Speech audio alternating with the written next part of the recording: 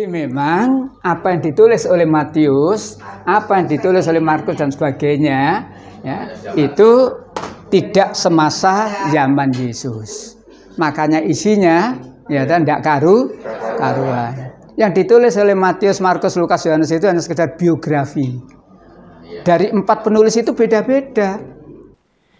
Shalom teman-teman, jumpa lagi dengan saya Yoel.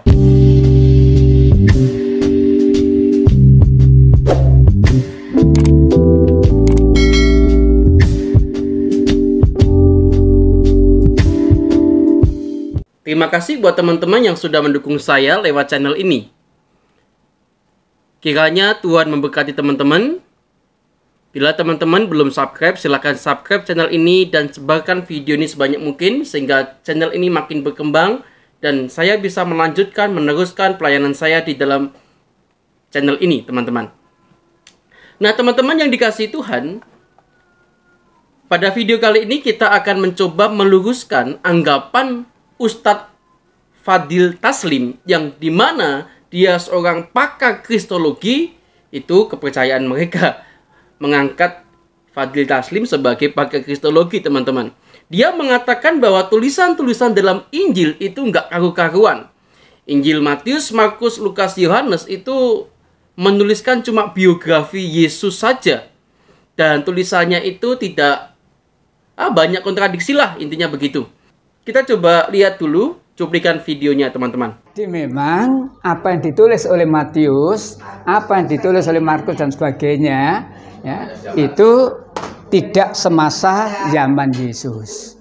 Makanya isinya ya kan tidak karuan. Yang ditulis oleh Matius, Markus, Lukas, Yohanes itu hanya sekedar biografi. Dari 4 penulis itu beda-beda. Nah, teman-teman, cuplikan itu mengatakan bahwa Injil Matius, Markus, Lukas, Yohanes itu beda-beda. Makanya isinya nggak karu-karuan. Itu ungkap kakek Fadil Taslim. Atau yang dikenal dengan Ustadz Fadil Taslim. Nah, teman-teman yang dikasihi Tuhan, jangan bingung dengan kalimat yang diucapkan oleh Fadil Taslim. Kenapa saya katakan jangan bingung? Karena Injil Matius, Markus, Lukas, Yohanes itu merupakan kisah yang dilihat langsung oleh para penulis, yaitu Markus, Lukas, Yohanes, dan Matius, teman-teman. Nah, kalau dibilang berbeda-beda, ya tentu saja beda. Karena 4 penulis ini mengkisahkan satu orang.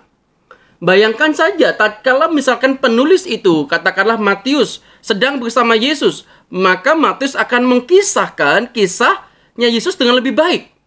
Dan kemudian, tatkala Matius tidak bersama Yesus, maka ada catatan Injil yang juga tidak ada di Matius, tapi ada di Yohanes. Itu bagaimana menjawab itu? Nah, tentu saja teman-teman, kembali lagi bahwa setiap penulis Alkitab itu memandang sesuatu dengan mungkin cara pandang dia masing-masing. Beberapa waktu lalu saya sudah mengungkapkan di channel Rizky Witno, di mana setiap penulis Alkitab punya hak untuk menuliskan sesuatu menurut cara pandang dia. Contoh saja tatkala saya memperlihatkan buku ini, teman-teman. Kalau saya perlihatkan buku ini, maka yang saya lihat itu berbeda dengan teman-teman lihat. Kalau teman-teman melihat buku ini, tentu saja teman-teman bisa melihat judul daripada buku ini, pengarang dari buku ini, dan kemudian ada sedikit komentar di bawah sini. Ini adalah mungkin garis besar daripada buku ini. Tetapi tatkala saya melihat buku ini dari belakang, tentu saja itu berbeda dengan teman-teman. Padahal yang kita lihat buku yang sama. Nah, tatkala teman-teman melihat dan saya melihat, maka tentunya akan semakin banyak perspektif yang kita lihat kalau digabungkan menjadi satu. Sehingga keterangan-keterangannya semakin lebih valid.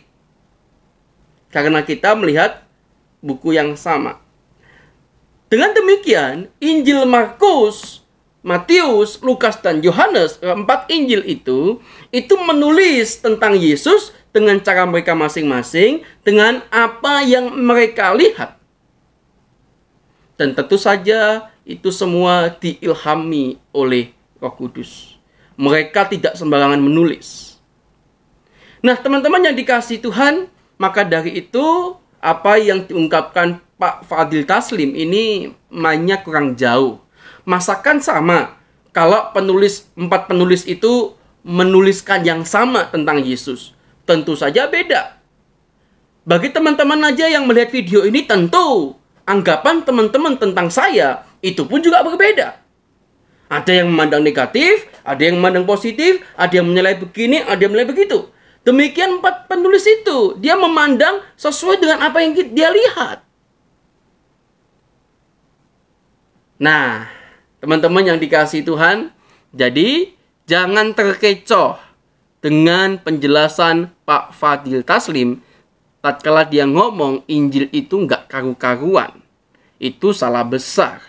Justru saya mau berpesan sama kakek atau Ustadz Fadil Taslim ini, teman-teman.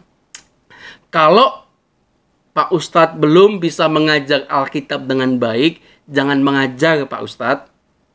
Kasihan umatmu yang kamu ajar itu malah tersesat. Iya kan? Karena Pak Fadil Taslim sendiri tidak ngerti soal Alkitab dengan baik. Kalau Pak Ustadz ini betul-betul dari Kristen, maka saya yakin Pak Ustadz ini ngerti bagaimana secara sederhana menafsirkan Alkitab, bagaimana secara sederhana membaca Alkitab dengan baik, bukan langsung cocok logi dan comot logi gitu ya. Seringkali Pak Ustadz begitu. Jadi waktu dia ada pengkajian Alkitab, aneh juga. Dari mualaf dia mengkaji Alkitab, dijelaskan kepada umat yang ada di sekitarnya. Bagi saya ini menarik, teman-teman, dan fenomena yang aneh. Saya juga baru tahu ada orang-orang semacam Pak Fadil Taslim seperti ini. Dia mualaf, yang justru yang diajarkan adalah tentang kekristenan. Yang mungkin dia gagal memahami Alkitab sudah. Kok diajarkan, Pak? Bapak sendiri aja gagal paham soal Alkitab. Kenapa Bapak mengajarkan yang gagal paham itu kepada umat Bapak? Tentu itu kurang tepat. Jadi teman-teman, kalau teman-teman melihat apa yang dilakukan Pak Fadil Taslim soal pengkajian Alkitabnya, itu kurang jauh mainnya. Jadi tidak sesuai dengan standar apa yang kita lakukan soal pendalaman Alkitab, pemahaman Alkitab dengan baik. Pak Fadil cuma ya comot logi lah. Ayat ini ditentangkan begitu. Tapi tanpa dia belajar konteks ayat itu seperti apa juga. Oke teman-teman, sekian dulu video dari saya. Bila teman-teman terberkati akan adanya channel ini, silahkan teman-teman subscribe, like, dan share. Sebarkan video ini sebanyak-banyaknya, sehingga banyak orang tahu kebenaran-kebenaran yang sesungguhnya. Tuhan Yesus memberkati.